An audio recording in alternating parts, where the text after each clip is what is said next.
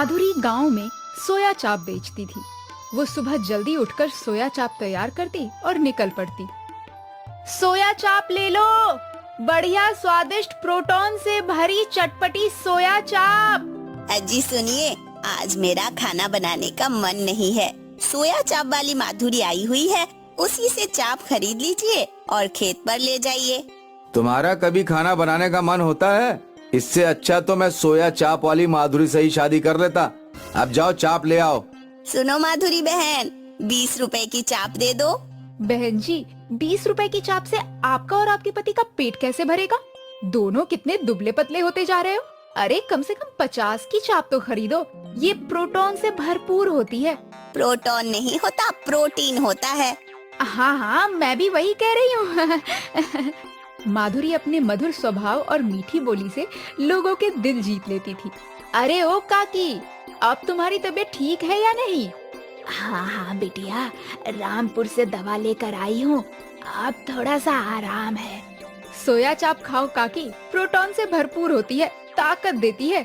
ठीक है बेटी, अब 20 की दे दो। अरे ओ शकरपुर वाली मौसी, तुम्हारी लड़की को क्या हुआ? वो पेट से थी ना? लड़का हुआ है। अरे वाह मौसी, मिठाई खिलाओ इसी बात पे। चल घर चल, फिर मैं तुझे मिठाई खिलाती हूँ। माधुरी शकरपुर वाली मौसी के घर जाती है।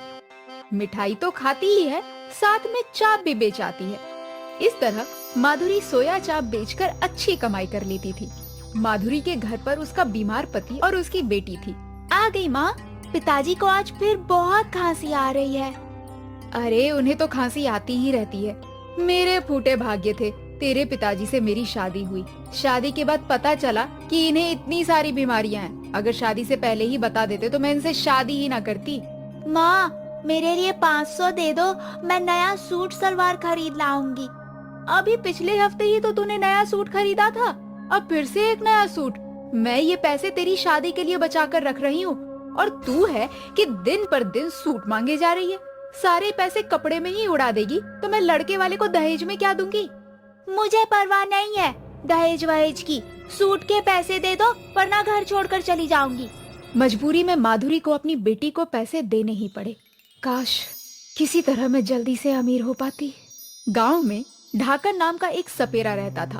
एक दिन जब माधुरी सोया चाप बेचते हुए ढाकन के घर के पास से गुजर रही थी तो उसने देखा कि ढाकन एक सांप के आगे बीन बजा रहा है और सांप सोने के मोती उगल रहा है।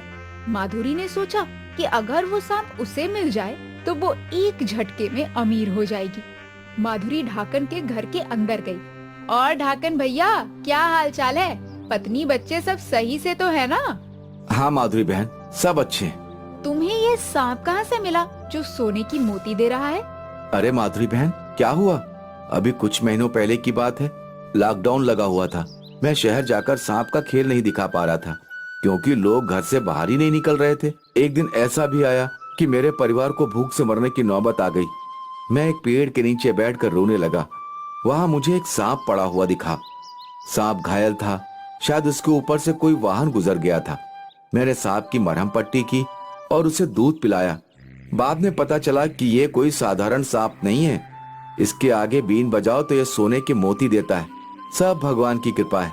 अगर ये सांप उस दिन ना मिलता तो पता नहीं मेरा और मेरे परिवार का क्या होता। माधुरी वो सांप हासिल करने की तरकीबें सोचने लगी। वो सांपों का व्यापार करने वाले एक आदमी के पास गई। उसने ढाकन के सांप जैसा एक साधारण सांप खरीद लिया।